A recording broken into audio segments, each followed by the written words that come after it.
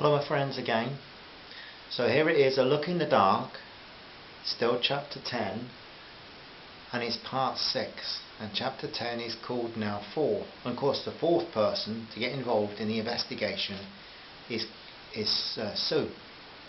So Sue's now met up with the Greens, and she's just learned about their break-in to Stanhurst's office, and she's amazed. And we take up the story. They're sitting in a coffee shop in Bath.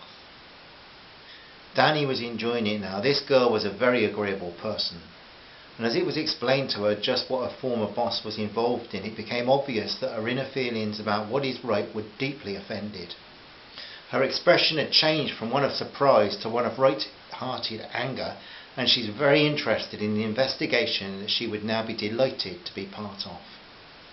So Sue, Carol continued, you can see that it was me that got you the sack. When I used all that paper and ink to copy all of Stanhurst's records, or at least most of them. Sorry, I really am sorry. I caused a big problem with your dad. Sue started to laugh, and when she started she couldn't stop. Danny and Carol were soon infected gigglers, and the staff at the coffee shop were convinced that the three of them had been drinking. Suddenly Sue became serious again and started to ask all the logical questions. She was so annoyed when she heard about Stanhurst's violence and found his hypocrisy at sacking her over a few bits of paper truly beyond all belief, when Danny enlightened her about his involvement in armed robberies. Theo was right about him. He is a dirty pig. Sue spat the words out in a good imitation of the Greek. Carol took her hand and squeezed it. So now you know what we're up to, and he is still happy to come aboard. Happy? I can think of nothing I'd rather do than help you two to get him locked up. For the birds, for Theo, and for you as well. Oh, please let me help. Danny took the other hand. My wife has already taken you on, Sue, and I can only tell you that I'm delighted. As they walked back to the car, and on the drive to Frome, which was slow and thick with commuter traffic, the Greens enlightened Sue about the involvement of Ricky. Nobody mentioned his aristocratic background until the rest of the picture had been completed. Then Danny added the signature, Sir Richard Claymore. Sue had that feeling again, that the White Rabbit would soon appear and she would be introduced to Alice. But Carol's sober comment as they entered Frome reminded Sue that the Queen of Hearts in those Wonderland tales wanted to solve everything by cutting off heads.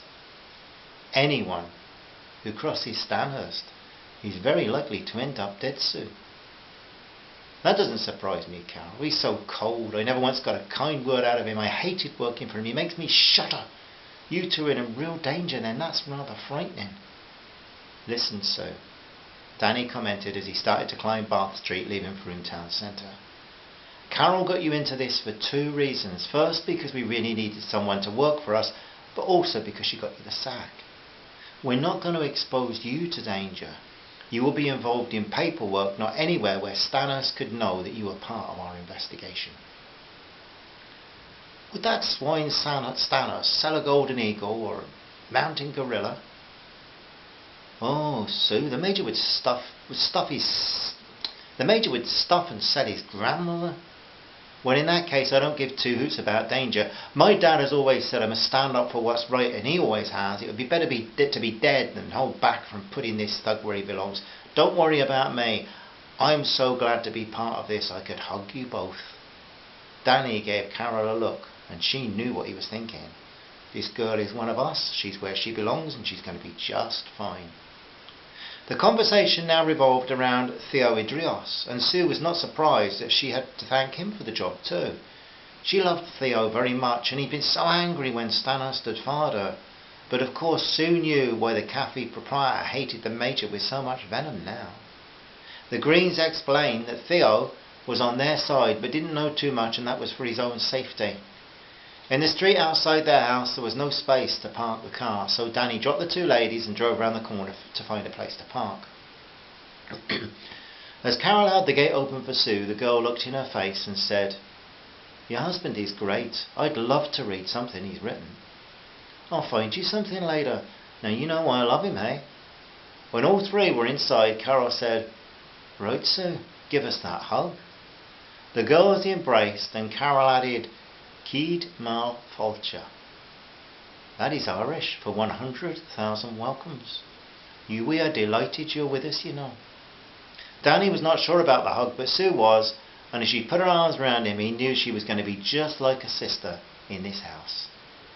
Make this house your house, Sue, right? When Sue returned downstairs from her room, Danny tried to give her a bit of a history lesson about Bath and Beaunash, but Carol claimed that he didn't know what he was talking about and that he should stick to talking about birds. Sue enjoyed the rapport between them, and when Danny told his wife to keep out of the history of his country and called her a foreigner, she knew it was all harmless banter, though she just listened and laughed, not feeling that she could join in. Not yet. After they'd enjoyed an evening meal, Carol gave Danny the registration number from Theo and explained a bit to Sue about the code and what her work would entail.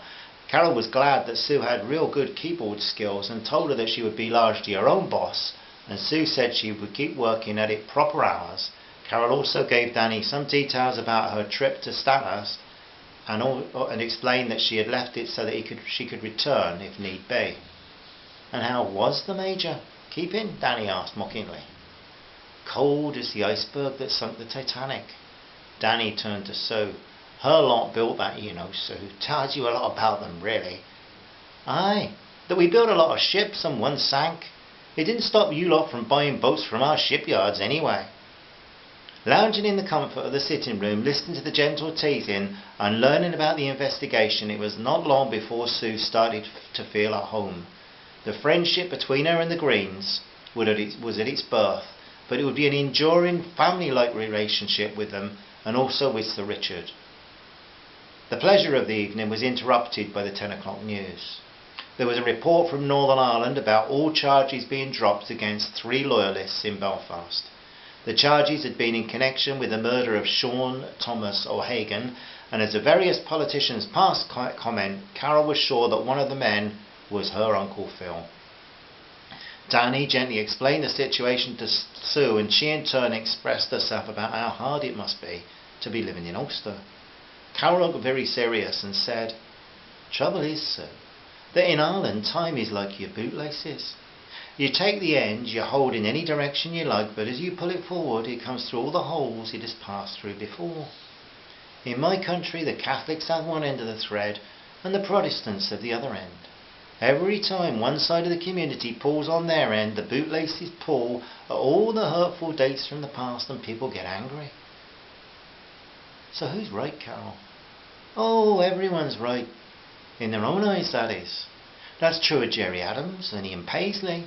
Each of them is 100% right in their own eyes, and the eyes of all their supporters. So right that they stake their life on it. My Uncle Phil, he would say the whole problem is the Catholics, but a friend of mine down the Falls Road in Belfast would blame the British and the Protestants. I suppose it's the same in Israel." Sue was drawing parallels. "I guess that's right too," Danny added. "Are you tired, Sue?" Carol had just noticed the girl's weariness and remembered that it had been quite a day for her. "Yes, I am. I'd like to go to bed and get started at my work tomorrow, if that's okay." "That's fine, Sue. Oh, and remember your official title is Intelligence Officer." "Oh, thanks, Danny. That sounds good. Sure beats being Stanhurst office girl, and you two sure beat Stanhurst." "I'd like to beat him with a hurley bat." Carol meant it. There were times when her pacifistic feelings vanished like a shadow on a cloudy day. So Sue is really part of the family already. She loves the Greens.